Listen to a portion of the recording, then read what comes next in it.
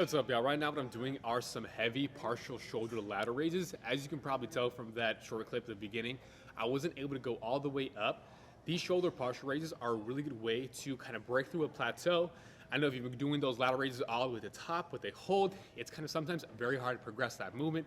So by adding these heavy partial lateral raises is a great way to break through any plateaus. Gonna help you train those shoulders in its most lengthened position through that lengthened mid-range of those shoulders. I do not recommend doing this unless you have great form on those lateral raises, not getting a lot of trap involvement, and really able to just focus on those shoulders. What you want to do is grab a weight to where you're only able to do about 10 reps. At rep number 10, you're reaching failure on those partial raises. All right, and then once you get those first 10, you're gonna drop the weight, do a drop set. With the weight, you're able to do at least 5 more, but full range of motion, because you already trained them in that length position. Now we want to get them all the way up, train those shoulders in its more shortened position.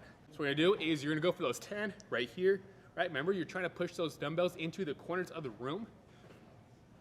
1, 2, 3. Nice control on that way down. Heavy partials right here. Making sure you are trying to elongate that arm, not coming up straight up right here. See a lot of trap involvement right there. So what you want to do is imagine like you're trying to push those hands to the corners of the room, that corner,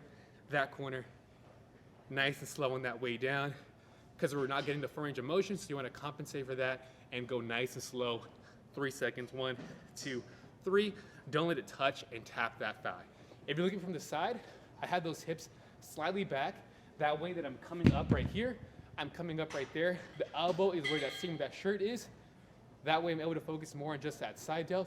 Versus if I was all the way up, what's gonna happen is that I'm using a little more of that front delt, because that thumb, the front of the hand, is going to come up like this. And you're also gonna get a little bit more of that lean and body sway. So again, push those hips back first, have those hands right there, start right there at a slight angle from that torso and that body. Those heavy partial raises. And for that range of motion, you're probably only gonna be able to do about 75% of that range of motion. So this is the full range of motion all the way up. With these heavy partials, we're not gonna be able to go all the way up. So you're gonna go right around here, about 75% of that full range of motion. Like I said before, this is gonna be treated as a drop set. So whenever you reach those 10, select that weight. Right now I'm doing 30s for those heavy partial raises. Once I get those 10, then I'm going to lighten that weight. And then I'm gonna go and get 5 more reps at the very end, where I'm able to go all the way to the very top.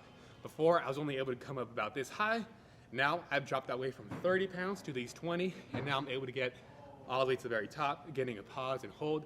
Again, I still keep that form, pushing those palms out to the corner of the room, like that. As you can see, I'm just trying to lengthen that arm and not coming up just like this, and using those traps. So really trying to push those palms out, squeeze, time under tension, 3-second eccentric on that way down, just like you were doing with those heavy partials. You can also do these seated. I prefer them doing standing, but you can either do them seated or standing, whichever one is your favorite one to do.